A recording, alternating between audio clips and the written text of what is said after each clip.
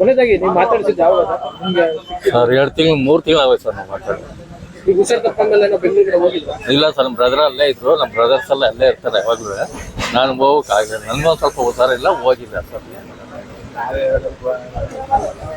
ಮತ್ತೆ ಇಲ್ಲಿ ಬಂದು ಗ್ರಾಮದಲ್ಲೆಲ್ಲ ಒಡನಾಟ ಹೇಗಿತ್ತು ಅವ್ರದ್ದು? ಎಲ್ಲ ಅರ್ಥ ಚೆನ್ನಾಗಿದ್ರ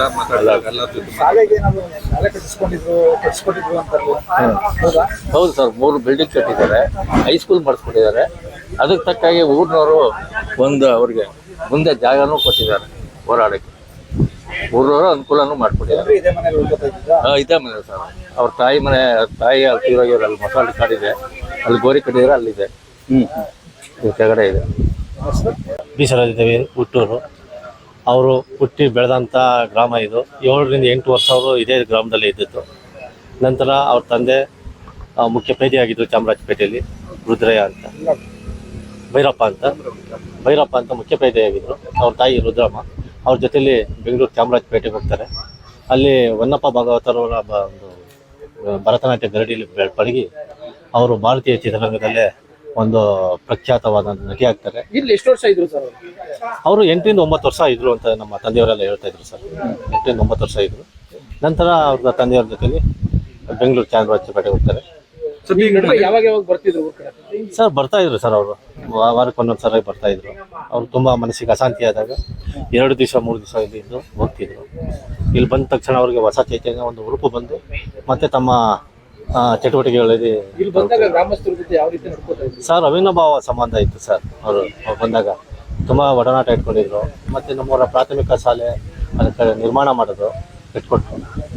ಹಾಗೆ ಅವ್ರ ತಾಯಿ ಸಮಾಧಿ ಕೂಡ ಇಲ್ಲೇ ಇದೆ. ಹಾಗೆ ದೇವಸ್ಥಾನ ಕಾರ್ಯಗಳಲ್ಲಿ ದೇವಸ್ಥಾನ ಕಟ್ಟಡ ಆ ಕಡೆ ಎಲ್ಲ ಇದ್ದಾಗ ಒಂದು ಹಣಕಾಸು ಸಹಾಯ ಎಲ್ಲ ಮಾಡ್ತಿದ್ರು.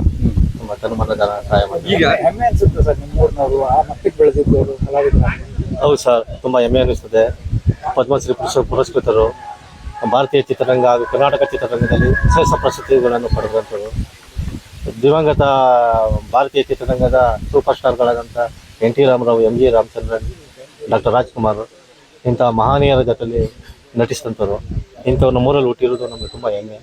ಅವ್ರ ಸಾವು ನಮಗೆ ತುಂಬ ಲಾಭದ ನಷ್ಟ ಸರ್. ಹೆಂಗಿದೆ ಸರ್ ಒಡನಾಟ? ನಮ್ಗೆ ಚೆನ್ನಾಗಿದೆ ಸರ್. ಎಲ್ಲ ನಮ್ಮ ಬ್ರದರ್ಸು, ನಮ್ಮ ಎಲ್ಲ ಫ್ಯಾಮಿಲಿ ಎಲ್ಲ ಅಲ್ಲೇ ಜಾಸ್ತಿ ಇರೋದು. ಹೋರಾಟನೇ ಅಲ್ಲೇ ಅವ್ರಿಗೆ ಸರ್. ಬರ್ತಾ ಇರ್ತಾರೆ ಯಾವಾಗ ಬೇಕಾದ್ರೆ ಬರ್ತಾ ಇರ್ತಾರೆ, ಹೋಗ್ತಾ ಇರ್ತಾರೆ. ಕೊನೆದಾಗ ಬಂದಿದ್ದು ಯಾವಾಗ ಇಲ್ಲಿ ಸರ್? ಒಂದು 2 ತಿಂಗಳ ಹಿಂದೆ ಬಂದಿದ್ದು ಸರ್. ತುಂಬ ಅವ್ರಿಗೆ ಮೈ ಹುಷಾರಿರಲಿಲ್ಲ, ಅದಕ್ಕೆ ಸದ್ಯಕ್ಕೆ ಬರೋಕ್ಕಾಗಲಿಲ್ಲ. ಅದಕ್ಕೆ 2 ತಿಂಗಳಿಂದ ಹಿಂದೆ ಬಂದು ಹೋಗಿದ್ವಿ. ಏನ್ ಅನ್ಸುತ್ತೆ ಸರ್ ಈಗ ಇಂಥ ಸಂದರ್ಭದಲ್ಲಿ? ತುಂಬ ನಾವು ಒಂದು ಮಾಣಿಕ್ಯ ತುಂಬ ನಮಗೆ ನಮ್ಮ ವಂಶದಲ್ಲಿ ಕಳ್ಕೊಂಡಂಗಿದೆ ಸರ್. ಏನೋ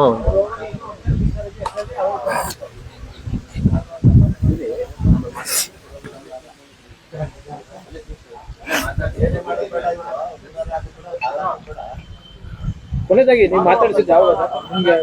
2 ತಿಂಗಳು 3 ತಿಂಗಳು ಆಗೋಯ್ತು ಸರ್ ನಾವು ಮಾತಾಡಿ. ಈಗ ಹುಷಾರ್ ತಪ್ಪಂಗೆಲ್ಲ ನಾವು ಬೆಂಗಳೂರಿಗೆ ಹೋಗಿಲ್ಲ. ಇಲ್ಲ ಸರ್, ನಮ್ಮ ಬ್ರದರ್ ಅಲ್ಲೇ ಇದ್ರು, ನಮ್ಮ ಬ್ರದರ್ಸ್ ಎಲ್ಲ ಅಲ್ಲೇ. ತುಂಬಲಾರದಷ್ಟು ನಷ್ಟ ಇದೆ.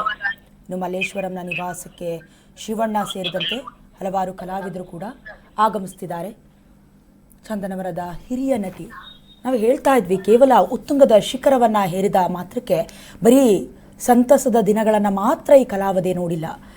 ಕೆಲವೊಂದಷ್ಟು ದುಃಖದ ದಿನಗಳನ್ನು, ಹಾಗೆ ಕಹಿ ದಿನಗಳನ್ನು ಕೂಡ ಖಾಸಗಿ ಕಾರ್ಯಕ್ರಮವೊಂದರಲ್ಲಿ ಹಂಚ್ಕೊಂಡಿದ್ರು. ಅವರ ಪತಿ ಶ್ರೀಹರ್ಷ ಅವರು ಬಿಟ್ಟು ಹೋದ್ಮೇಲೆ ಅಷ್ಟೊಂದು ಈಸಿಯಾಗಿರಲಿಲ್ಲ ಜೀವನ.